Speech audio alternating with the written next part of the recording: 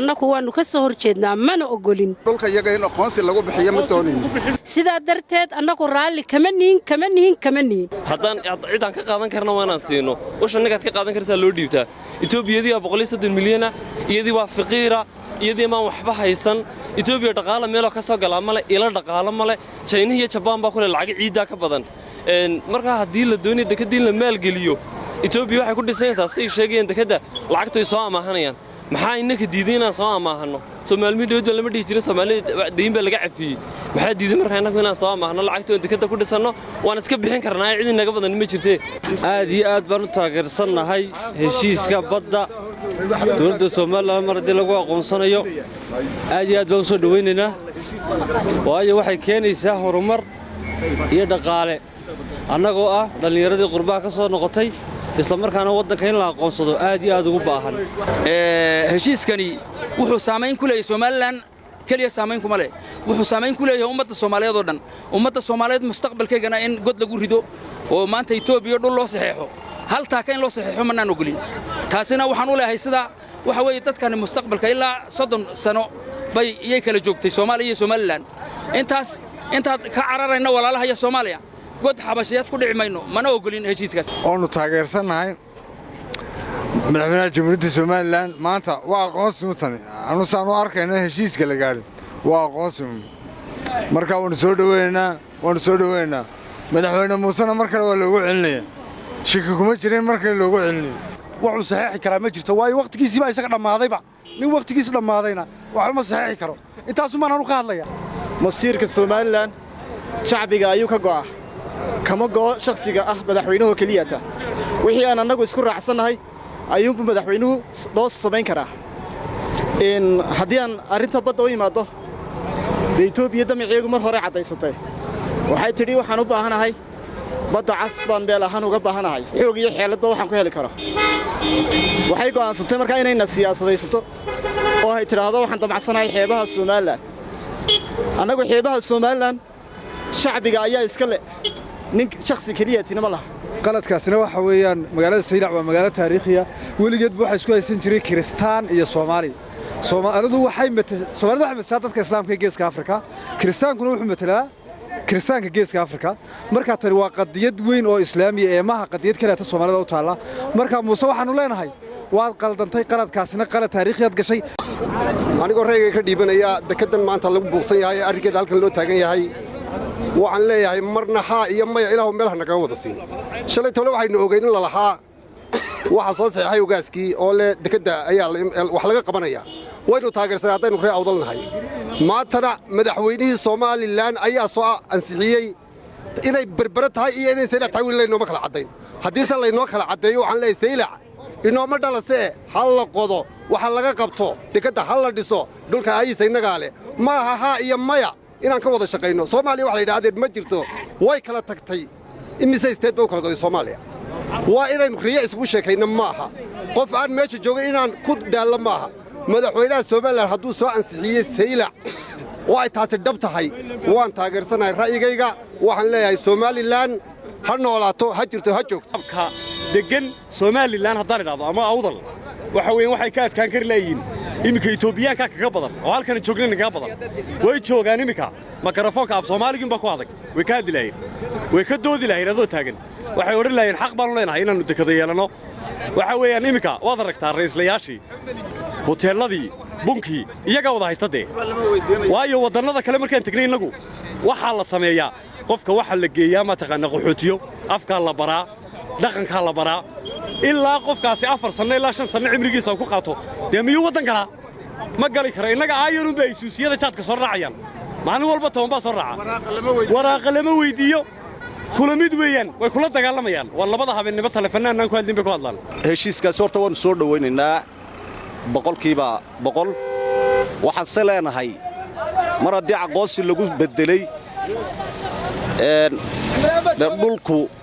inna dekeday leedahay inna waa bila deked waxaan leenahay Saylac ka dhigo waayo madaxweynuhu u wada yahay dalkuna waa isku mid waana madaxweynihii Soomaaliland cadaaladdu sida ha noqoto waxaan leenahay ku soo dhaweynaynaa in 20 kiilo ee laga kareynaya badda waa inay noqdaan Saylac heshiiskana lagula soo galo annagu taasaannu ku soo dhowaynaynaa maadaamaannu markii horeba ugu taagnayn intaas dee waxaannu leenahay heshiiskii mar hadduu saa u dhacay waannu ku taageersannahe saylaca laga dhigan laakiin la yaabanahay dadkan 330 sano la mislilgaraynayey la marna habaabinayey sheeko yar baa la soo tuurayaa oo cibri dheer ay ku noolaadaan war ma dhul baa la iibin karaa ma bad baa la iibin karaa hal taako ma iibin karo hadduu ictiraaf doonayo ictiraafku xamar buu nagaga xidhan yahay muuxud xoto af soomaali bay ku wada hadlayaan xasan sheekh muuxud xoto afrika waa isku baahan tahay etoobiya maanta waa 5,000 milyan waxa weeye innagaa u baahan innagu iyada inooma baahna waxbaa kala iibsannaa waxa weeye haddaba ummadda jaarka waxay loo jirtaa etoobiya 1 kilomitir waxay loo jirtaa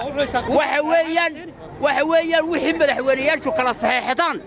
dee innaga inooma tala shabciguma tala shabcigu waxay leeyihiin war meesha ma dhaqaala inaga soo galaya badda halkaasi maxay u baahan tahay in la qodo ilaa xawiye aadan baan baddan dul fadhina maxaa ka qabanaa anugu waa taageersanahay in baddan la qodo oo la hagaajiyo oo maanta 3,000 boora ma jooga ayab hargeysa ay shaqo ka helaan war waxa kale waa kalaamu leel in lagu wareerin anu halka kaga baxayaan waxaan aragnaa horta arrin ama daminkii ugu weynaa ay ku dhacayso ee ummadda Soomaaliyeed iyo gaar ahaan ummadda reer Soomaaliland waxa la yiri biyeenti ku soo galin baa la iska moosaa maanta dadka dhowr iyo 120 milyan haddii aynu maanta siina Chinese ay dhulkeena ku soo galaan hadhow tolo waxa dhici doonta mar si alla si aan ku kala baxayna ma jirayso heshiiskana leeyahay maanta waa la kireenayaan wax la kireenaya ma jirtay waa sidii ay ku qaadan lahayd oo iska cad marka waxaan soo jeedinayaa oo dhammaan ummadda Soomaaliland buu soo jeedinayaa waxaan in maanta inta aynu dhulkeena haysanayno dhulkaas yahay dhul Soomaaliland inagu aan dhulkeena saa ku haysano ilaaday kowde saylacada dadkayga dad isku raacsan yihiin mu bixin karaa ma fahamtay laakiin saxiixa madaxweynaha daaranku khalad ban u aragnaa hadaan nahay maanta dhalinyarta gobolka Awdal wax danana nooguma jirto maadaama nahay dhalinyarada reer Soomaaliland waan soo dhaweynaynaa aad baan u soo dhaweynaynaa madaxweyne cid kasta oo Soomaaliland wax inoogu qabanaysa oo wax kasta qabanaysa waan kugu soo dhaweynaynaa dhalinyarada Soomaaliland shaqooyin badan bay ka helayaan xalay hurdadu aad bay u macaanayd markaan maqlay waxa heshiiyay Soomaaliland iyo abi iyo musabix madaxweyne musabix xalay hurdo macaan baan seexday war waxa weeyaan saas oo kale loo baahan yahay gadaal bay ka wanaagsanaysa war wala joogiyaan la dacroon baan badan lahaa wariyaa waxaan ku leeyahay arintaas aad iyo aad baan u ogolahay dadkuna shaqooyin bay dalkooda furfurmi waxa weeyaan dekadiyo saylac noqonaysa alxamdulilaahi rabbil caalamiin madaxweynaha maanta qaatumada ilaahay khayr buu ku khatimay waana u ducaynaynaa horta anu aad iyo aad baan anu taageerayaa sababtoo ah waxaan ugu taageerayaa haddii dekada la sameeyo oo reer Awdal dekada laftigeega saylac la sameeyo waxa weeye 100 nin oo dhalinyaro oo jaamacadda Camud ka baxay baa jiro bilaa shaqo oo bilaa amala anu inay ka amal ka helaan yaa ka rajaynaya wax qabadkuna wax ciyaar ma waana taageerayaa ina maxay ahayd in arintaasi aad iyo aad baan u taageerayaa halaynoona furo dekada taasi ilacna dekadaas ilacna la noo sameeyo waana ka kireynaa kiradana de gobolka Awdal bay wax u taraysaa gobolka Awdal iyo wax u taraysaa Awdalna caasimad bay noqon doontaa sida Berbero kale marka waxa weeye haddii alla yiraaho anigu waxaan leeyahay war hal la taageero in dekadaasi aqoonsiga Soomaaliland la siinayaana marka aqoonsigana waan ku raacsanahay aqoonsi ayaa dhul lagu qaadan maayo annagu dhulka iyaga in aqoonsi lagu bixiyo ma doonayno aqoonsi annagu dhulku ma bixinayno aqoonsiga haddii la aqoonsanayo de sida kale loo aqoonsan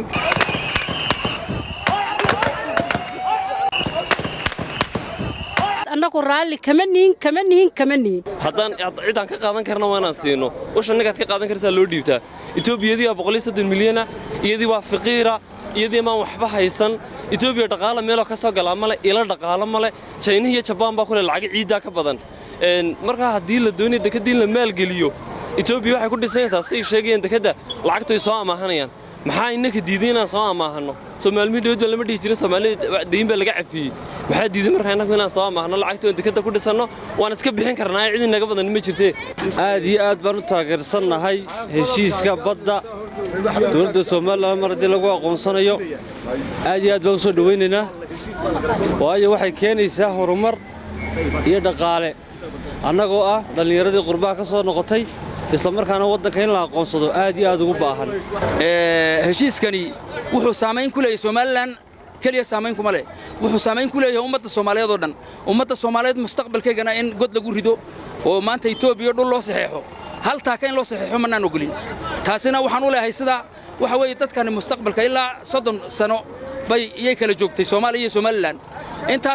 intaad ka cararayna walaalaha iyo Soomaaliya god xabashiyaad ku dhici mayno mana ogolin heshiiskaas oonu taageersanahay madaxweynaha jamhuuriyadda Soomaaliland maanta waa aqoonsi mutani anu saan u arkayna heshiiska la gaaray waa aqoonsi marka waanu soo dhaweynaa madaxweyne muusena mar kale waa loogu celinaya shaki kuma jirin mar kale loogu celinaya wuxuu saxeexi karaa ma jirto waayo waqtigiisii baa isaga dhammaadayba nin waqtigiisa dhammaadayna waxa ma saxeexi karo intaasu maan anu ka hadlaya masiirka Soomaaliland shacbiga ayuu ka go'aa kama go'o shakhsiga ah madaxweynuhu keliyata wixii aan annagu isku raacsanahay ayuunbu madaxweynuhu loo samayn karaa haddii aan arrinta badda u yimaado dee Itoobiya damaceegu mar hore caddaysatay waxay tidhi waxaan u baahanahay badda cas baan meel ahaan uga baahanahay xoog iyo xeeladba waxaan ku heli karo waxay go'aansatay markaa inayna siyaasadaysato oo ay tidhaahdo waxaan damacsanahay xeebaha Soomaaliland annagu xeebaha Soomaaliland shacbiga ayaa iska leh nin shakhsi keliyatina ma laha qaladkaasina waxa weeyaan magaalada Saylac waa magaalo taariikhiya weligeed waxa isku haysan jiray Kristaan iyo Soomaali Soomaalidu waxay matashaa dadka islaamka ee geeska Afrika Kiristaankuna wuxuu matalaa kiristaanka geeska Afrika marka tani waa qadiyad weyn oo islaami ah maaha qadiyad kale ta Soomaalida u taala marka muuse waxaanu leenahay waad qaldantay qaladkaasina qalad taariikhiyaad gashay anigoo reeyga ka dhiibanaya dekadan maanta lagu buuqsan yahay arrinkeeda halkan loo taagan yahay waxaan leeyahay marna haa iyo maya ilaahu meel naga wada siin shalay tole waxaynu ogeyn la lahaa waxa soo saxay ogaaskii oo le dekada ayaa wax laga qabanaya waynu taageersanay haddaynu ree awdalnahay maantana madaxweynihii Soomaaliland ayaa soo ansixiyay inay berbera tahay iyo inay Saylac tahay wili laynoo kala cadeyn haddii se laynoo kala cadeeyo waxaan leeyahay Saylac inooma dhalase hal la qodo waxa laga qabto dekada hal la dhiso dhulka ayisa inaga leh maaha haa iyo maya inaan ka wada shaqeyno Soomaaliya waxa la yiraahdaa ma jirto way kala tagtay imise state baa kala goday Soomaaliya waa inaynu riyo isugu sheekayno maaha qof aan meesha joogay inaan ku daalo maaha madaxweynaha Soomaaliland hadduu soo ansixiyay Saylac oo ay taasi dhab tahay waan taageersanahay ra'yigayga waxaan leeyahay Soomaaliland ha noolaato ha jirto ha joogto degan Soomaaliland haddaan idhaahdo ama awdal waxa weyn waxay ka adkaan kar leeyihiin iminka Itoobiyaanka kaga badan oo halkan joogna kaga badan way joogaan iminka makarafoonka af Soomaaliga ba ku adag way ka hadlayeen way ka doodi lahayn adoo taagan waxay oran lahayn xaq baan u leenahay inaanu dekada yeelano waxa weeyaan iminka waad aragtaa ra'iislayaashii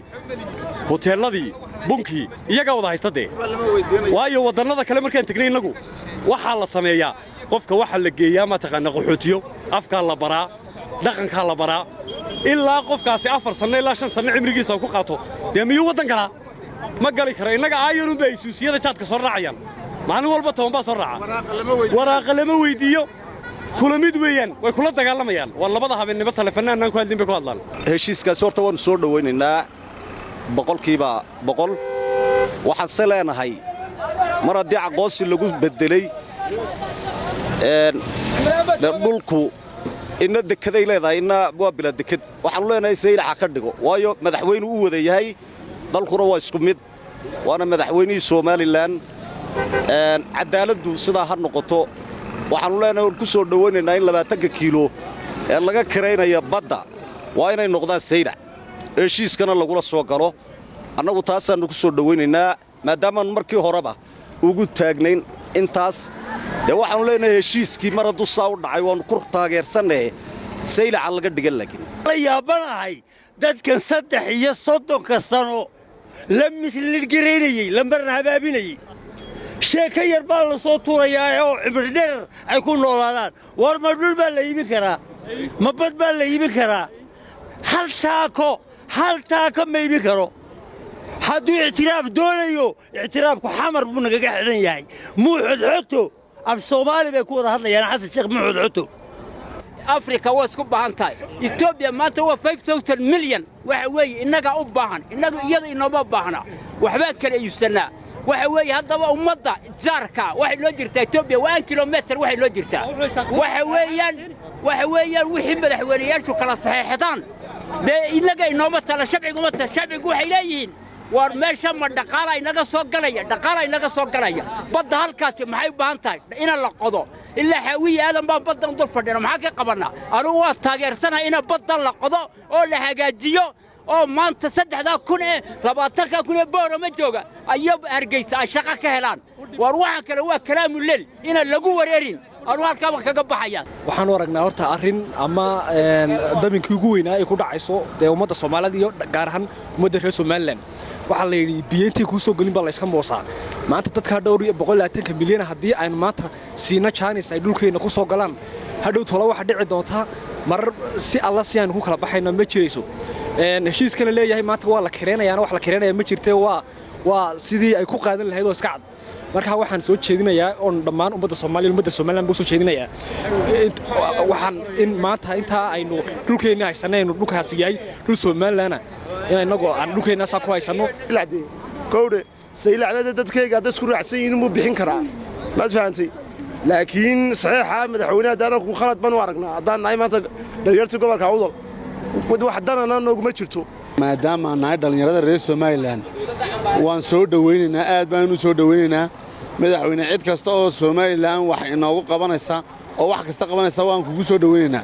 dhalinyarada Soomaaliland shaqooyin badan bay ka helayaan xalay hurdadu aad bay u macaanayd markaan maqlay waxa heshiiyey Soomaaliland iyo abi iyo musabix madaxweyne musabix xalay hurdo macaan baan seexday war waxa weeyaan saas oo kale loo baahan yahay gadaal bay ka wanaagsanaysa war wala joogiyaan la dacaroon baan badan lahaa waryaa waxaan ku leeyahay arintaas aad iyo aad baan u ogolahay dadkuna shaqooyin bay dalkooda furfurmi waxa weeyaan dekadiyo saylac noqonaysa alxamdulilaahi rabbil caalamiin madaxweynaha maanta qaatumada ilaahay khayr buu ku khatimay waana u ducaynaynaa horta anu aad iyo aad baan anu taageerayaa sababtoo ah waxaan ugu taageerayaa haddii dekada la sameeyo oo reer Awdal dekada laftigeega saylac la sameeyo waxa weeye 100 nin oo dhalinyaro oo jaamacadda Camud ka baxay baa jiro bilaa shaqo oo bilaa amala anu inay ka